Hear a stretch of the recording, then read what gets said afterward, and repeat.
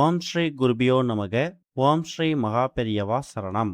எந்த நிறத்தில் செருப்பு அணிந்தால் என்ன மாதிரியான பலன்கள் கிடைக்கும்? அதேபோல் யார் யார் எந்த நிறத்தில் செருப்பு அணியலாம்? இது மாதிரி பல பயனுள்ள தகவலை தான் இந்த பதிவில் பார்க்க போகிறோம். அதுக்கு முன்னாடி நம்மளோட வீடியோஸை இப்போ தான் நீங்கள் ஃபஸ்ட் டைம் பார்க்குறீங்கன்னா மறக்காமல் சப்ஸ்கிரைப் பண்ணிக்கோங்க. தொடர்ந்து இது மாதிரி அப்டேட் தெரிஞ்சுக்கிறதுக்கு பக்கத்தோட பெல் பட்டனை கிளிக் பண்ணி ஆல் அப்படிங்க செலக்ட் பண்ணிக்கோங்க. இப்போ என்ன மாதிரி நிறங்கள் செருப்பை எப்படி அணிந்தால் என்ன மாதிரி பலன் கிடைக்கும் அப்படிங்கிற பற்றி தெளிவாக தெரிஞ்சுக்கலாம். நம்மளுடைய அன்றாட வாழ்க்கையில் பயன்படுத்தக்கூடிய ஆடைகள் ஆபரணங்களுக்கு எந்த அளவுக்கு முக்கியத்துவம் கொடுக்குறோமோ அதே அளவுக்கு முக்கியத்துவத்தை நாம போடக்கூடிய செருப்புக்கும் கொடுக்கணும்னு சாஸ்திரங்களை சொல்லப்பட்டிருக்குது. ஏன்னா நம்ம உடம்போட மொத்த எடையையும் தாங்கி பூமியோட ஈர்ப்பு விசையை எதிர்கொள்றது நம்மோட கால்கள் தான். ஜோதிட ரீதியா கால்கள் சனி பகவானோட ஆதிக்கத்துக்கு உட்பட்டது. அப்படிப்பட்ட கால்கள்ல நாம எந்த நிறத்துல செருப்பு போடுறோம், அதை எப்படி பராமரிக்கிறோம் அப்படிங்கிறத பொறுத்து நம்மோட அதிர்ஷ்டமும் மாறும். நாம பயன்படுத்தக்கூடிய செருப்பு இருக்குல்ல, அதை எப்படி பயன்படுத்தணும், எந்த மாதிரிலாம் பயன்படுத்தக்கூடாது அப்படிங்கிறத நம்ம கண்டிப்பா கவனிக்கணும். கிழிந்த அப்படி இல்லைன்னா அருந்து போன செருப்புகளை நம்ம வீட்டில் வச்சிருக்கவோ அதை பத்திரப்படுத்தவோ கூடாது. இது தரித்திரத்தை, அதாவது நெகட்டிவ் எனர்ஜியை ஏற்படுத்துமாம். எக்காரணத்தை கொண்டும் அந்த பொருட்களை வீட்டில் வைக்காம அந்த செருப்புகளை அப்படியே தூக்கி வீசிடுங்க. வீட்டு வாசலுக்கு நேராக செருப்புகளை கழட்டி விடவே கூடாது. லட்சுமி கடாட்சம் உள்ள வராம அது தடுக்கும். செருப்புகளை எப்போதும் வாசலோட ஒரு பக்கமா ஒழுங்கா அடுக்கி வைக்கணும். கண்ணா பின்னான்னு போட்டக்கூடாது. மற்றவங்க பயன்படுத்தின செருப்பை நாமும் பயன்படுத்தக்கூடாது. அதே மாதிரி நாம பயன்படுத்தின செருப்பை மற்றவங்களுக்கு, அதுவும் இந்த பழைய பொருட்களாகவோ தான தர்மங்களாகவோ கொடுத்துடவே கூடாது.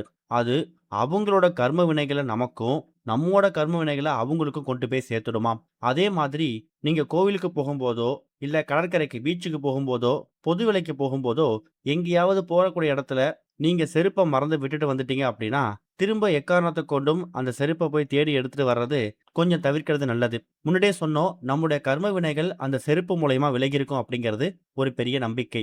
இது எல்லாமே நாம பயன்படுத்தக்கூடிய செருப்பை எப்படி பயன்படுத்துறோம், எந்த மாதிரி பராமரிக்கிறோம் அப்படிங்கிறத பொறுத்து இருக்கு.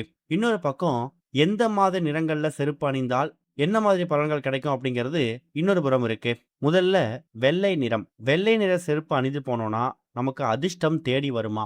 அதே மாதிரி செல்வாக்கு, பேரு புகழ், சமூகத்துல பெரிய அந்தஸ்து, இது எல்லாமே ஏற்படணும் அப்படின்னு நினைக்கிறவங்க வெள்ளை நிற செருப்பு அணியலாம். மனக்குழப்பங்கள், சண்டை சச்சரவுகள் அதிகமாக இருக்கு, சமாதானமாகவே இருக்கணும், போட்டி பொறாம இருக்கக்கூடாது, மனசு அமைதியாகவே இருக்கணும் அப்படின்னு நினைக்கிறவங்க வெள்ளை நிற செருப்பை பயன்படுத்தலாமாம். அடுத்ததா கருப்பு, அப்படி இல்லைன்னா அடர் நீல நிறம். நம்மள பல பேர் விரும்பி அணியக்கூடிய நிறம் ஒன்று பிளாக் கலர், கருப்பு கலர், அப்படி இல்லைன்னா டார்க் ப்ளூ, அடர் நீலம் கலர். இது நம்மளை சுற்றி இருக்கக்கூடிய எதிர்மறை சக்திகளை தனக்குள்ள இழுத்துக்கிட்டு நம்மள பாதுகாக்குமாம். பிளாக் கலர் அல்லது டார்க் ப்ளூ கலர் செப்பல் போடும்போது அந்த செருப்பு நமக்கு வரக்கூடிய எல்லா விதமான நெகட்டிவ் எனர்ஜியும் அது உள்வாங்கிக்குமாம். அடுத்ததா சிவப்பு, அப்படின்னா இன்னொரு பக்கம் மஞ்சள் நிறம். இது ரெண்டுமே ரொம்ப முக்கியமான நிறங்கள். இந்த 2 நிறங்களை பயன்படுத்தி நாம காலணிகள் அணியும் போது வாழ்க்கையில நல்ல முன்னேற்றம் கிடைக்குமாம். காரிய சித்தியும் தொட்டதெல்லாம் வெற்றியாவதற்கான வழிவகையும் பிறக்குமாம். அது சிவப்பு மற்றும் மஞ்சள் நிறம். கடைசியா பச்சை மற்றும் பிரவுன் கலர், காவி நிறம். பச்சை அப்புறம் பிரவுன் கலர்ல நீங்க காலணி அணியும் போது எப்பொழுதும் உங்களுக்குள்ள ஒரு நல்ல உற்சாகம் இருந்துகிட்டே இருக்கும். நீங்க அதை மகிழ்ச்சி கிடைக்குமா. இப்ப நாம சொல்லியிருக்கக்கூடிய ஒரு கலருக்கும் ஒரு பலன்கள் இருக்கு ஜோதிட சாஸ்திரத்துல.